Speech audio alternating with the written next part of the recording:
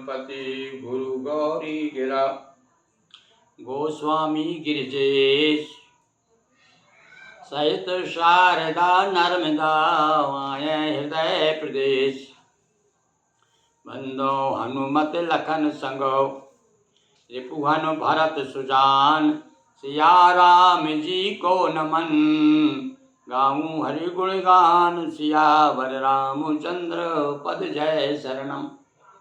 बंधुओं, कल भी हमने रामचरितमानस का प्रसंग, हमारे राम जी इस समय धनुष यज्ञशाला में आ गए हैं और विराजमान हो गए हैं। और देखिए उनका वर्णन अब गोस्वामी जी कह रहे हैं, कौन को राम जी कैसे लगे, जाकी रही भावना जैसी प्रभु मूरत देखी तन तैसी।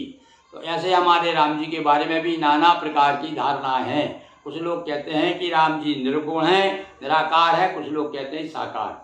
तो देखिए, कल भी हमने आपको एक हमारे भोपाल के बड़े प्रसिद्ध विद्वान डॉक्टर प्रभुदयाल मिश्र की कृति से एक अंश पढ़ के सुनाया था।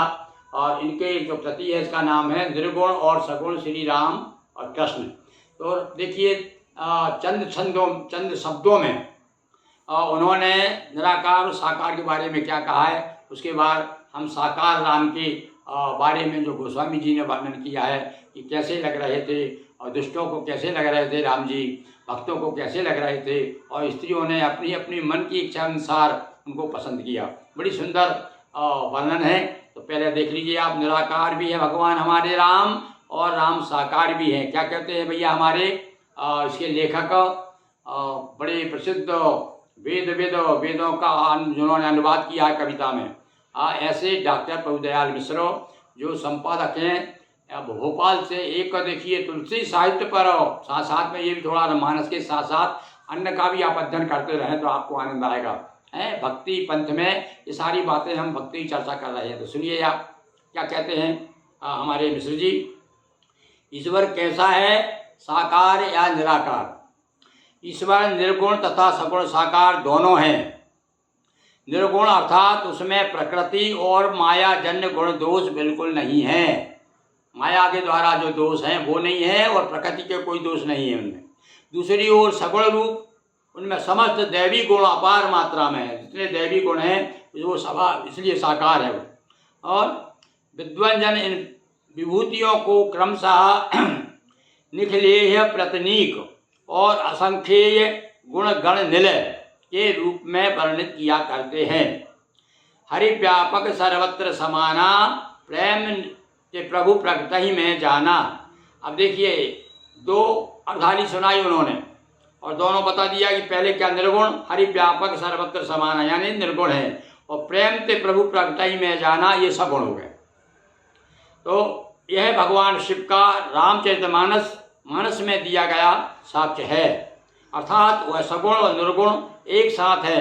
चुनाव की समस्या हमारी है, उनकी नहीं। मतलब देखिए, लेखक ने बताया है चुनाव हमें करना है, तो भैया हमने चुनाव कर लिया है। सगुण के रूप में हमारे राम जी इस समय धनुष यज्ञ में बैठे हुए हैं, धनुष यज्ञशाला में।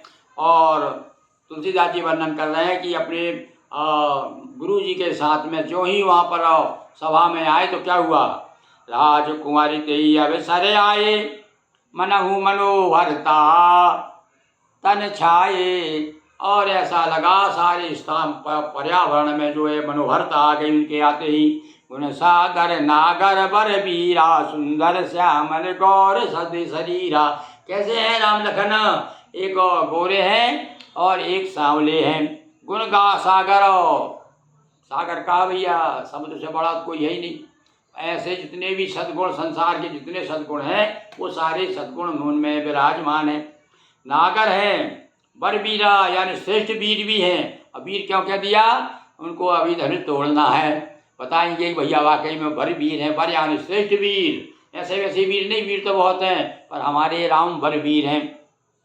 राज समाज विराजत रूरे उड़गन में जनु जुग विधु पूरे। जैसे उड़गन कहते हैं भैया तारों को, जैसे तारों में चंद्रमा चमक रहा है, अलग चमकता है चंद्रमा, इसी प्रकार से राम जी पूरे सभा मंडल में एक अलग सी अलौकिकता दिखाई दे रहे हैं। सुंदरता उनकी अलग छवि जो है अलग छाई हुई है। जिनके रही भावना जैसी प्रभु मूरत देखी। और गोस्वामी जी कहते हैं जिनकी वजह से भावना हो भगवान की मूर्ति उसने उस तरह से। अब देखो कौन किस रूप में देख रहा है। देखहि रूप महारण धीरा मनोवीर रस धरे शरीरा। और जो बलवान लोग हैं राजा बलवान भी थे बड़े बड़े, तो वो देख रहे हैं, उन्हें लग रहा कोई वीर रस स्वयं आ गया भैया, इतना बड़ा वीर तो हमने भी नहीं देखा। डरे कुटिल द्रप निहारी मनहु भयानक मूर्ति वारी। और जो राजा जो थे ना कुटिल, कुटिल यानी दुष्ट लोगों के लिए तो बड़े भयानक लगे, क्योंकि भैया दुष्टों का सहन करने के लिए तो उनका जन्म हुआ है, तो उनको तो लगना ही है। तो उनको तो लगने लगे अरे भैया ये तो हमारा काल आ गया है। ते रहे असुर छल सो निपवेशा प्रवट काल समय थे। कुछ राक्षस लोग हैं और जो राजा बन के आ गए थे, नकली राजा बन के, तो उनके लिए तो राक्षसों के लिए तो भगवान काल ही हैं। तो उनको समझ आया हमारा ये तो भैया काल बैठा हुआ, कहीं ऐसा ना हो कि झपट से। तो प्रवासन देखे दो भाई नरभूषण लोचन सुख। और भैया अब यहाँ पर उन्होंने बताया कि भैया मैं तो मानव बन के आया हूँ नगर वासियों के लिए, तो नागर है वो हैं नर के रूप में है। और नारी बिलो कई हरसिया निज निज रूप रुचि अनुरूप। कई चाहती भी होंगी अरे इतना सुंदर तो ऐसा पति मिल जाए हमें, क्या बात। कोई कहते हैं अरे ये तो ऐसा प्रेम भी मिल जाए, अरे तो हमको तो बच्चा जो वृद्ध महिला सोच रही कितना सुंदर बालक, काश ऐसा बालक हमको होता, हमको तो ऐसा लग रहा है हमारा बच्चा ही है। तो ऐसे भगवान कहा है ना कि सबके प्रिय सबके हितकारी, भगवान जो सबके प्रिय हैं सबका हित चाहने वाले हैं, इसलिए कहा है यहाँ पर अपने रुचि के अनुरूप महिलाओं ने पसंद किया राम जी को। और ऐसा जन सोवत श्रृंगार घर मूरत पर। और श्रृंगार स्वयं आ गया, ऐसा लग रहा 16 श्रृंगार होते ना, तो 16 श्रृंगार इकट्ठे एक ही जगह दिखाई दे रहे हैं। ऐसा लग रहा श्रृंगार स्वयं ही रूप बन करके निराकार, अब निराकार थे ही वो तो निराकार साकार हुए, तो यहाँ भी श्रृंगार भी जो है रूप धर के आ गया है। बार बार गोस्वामी जी ने हमें याद दिलाया कि भैया वो तो निराकार है, किंतु भक्तों के लिए इस समय साकार के रूप में हमारे बीच में विद्यमान है। बोलिए सियावर रामचंद्र की जय, पवन हनुमान की जय, नर्मदा मैया जी की जय, हर हर महादेव शंभो।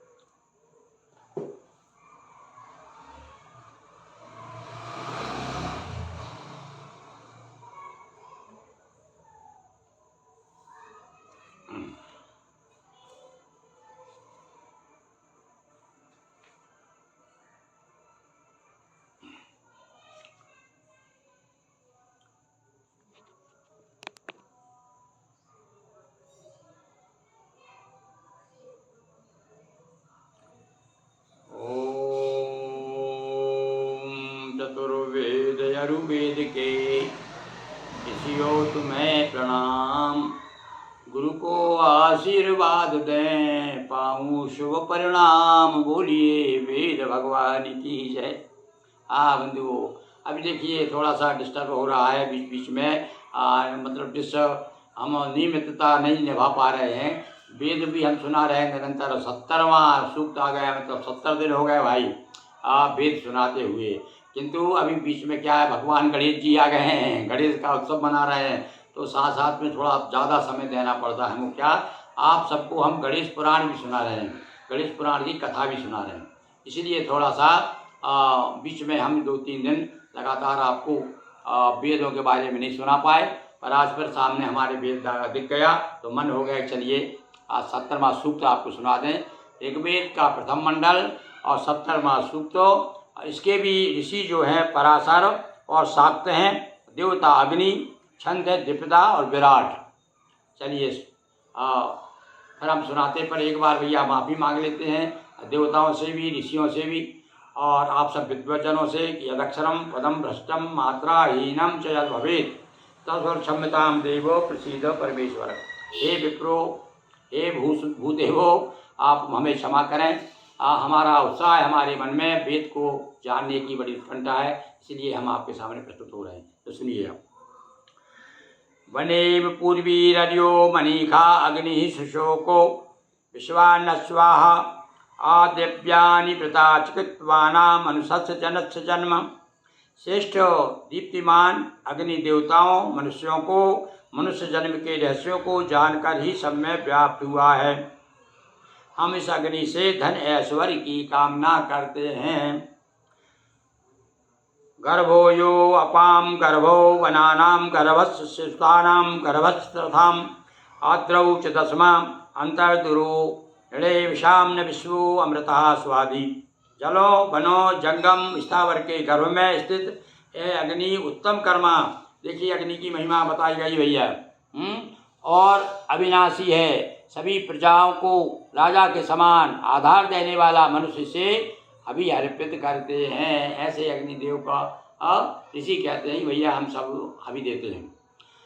सही छपावाम अग्निरथीणाम दासदयो अस्मा अरम सूक्तै एता चिकत्वो घूमा ही न पाही देवानाम जन्म मताश्या विद्वान। जो यजमान अग्नि की मंत्रयुक्त स्तुति करते हैं, सुनिए अब आप, जो अग्नि की स्तुति करते हैं वे निश्चय ही धन और वैभव को प्राप्त करते हैं। देखो भैया अग्नि देवता प्रसन्न हो जाए तो अग्नि देवता प्रसन्न हो गए तो अन्य सारे देवता प्रसन्न हो जाते हैं। तो निश्चित रूप से फिर वो आदमी अभाव, धन का अभाव नहीं रहता। सर्वज्ञाता अग्नि तु देव और मनुष्यों के जीवन रहस्य का ज्ञाता है, उनको सब प्रकार से संरक्षित करता है। वर्धान्त्यम पूर्वी छपौ विरूपा स्तातुष रथविप्रवीतम द्वारादि होता सो निर्वस्वता कुनबना विश्ववान्या पांस सत्या।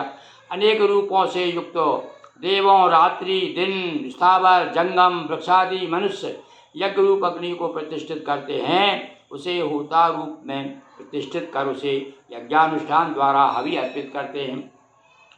गोसु प्रशस्तम वनेषु दिये भरंत विश्वे बलिम स्वर्णः वित्वा नरा पुरुवा सपलयन् पितुर्न जिब्रेर्वम भवेदो भरंत। हे अग्नि, वनों और गौओं में पुष्टिकारक पदार्थों को भी स्थापित करने वाला, सभी मनुष्यों को ग्रहण करने योग्य श्रेष्ठ अन्नों धनों से युक्त करे। जैसे पुत्र अपने पिता से धन पाता है वैसे ही हम तुझे धन आदि प्राप्त तुझसे धन प्राप्त करें। अब देखिए और पिता की उपमा दे दी। उदाहरण आसपास देखो हमारे ऋषि सृष्टा जो हैं इनकी रचनाएँ ऐसी है, ऐसे सूक्त मंत्र हैं ये सब आसपास से उठाए गए हैं। तो उनको मालूम है जिस प्रकार से पिता पुत्र को धन देता है उसी प्रकार से आप हमें धन देते हैं। साधुना गुगुणुर्तेव सुरो यातेव भीमत्वेश सवत्सु। देव पुरुष के समान पूजनीय यह अग्नि अस्त्रों का प्रहार करने वाले के समान वीर, अक्रांता के समान विकराल, युद्ध के समय साक्षात तेजोमय होता है। यानी यह देवता के रूप में है, इसलिए हमें हर तरह से हमारी सहायता करता है।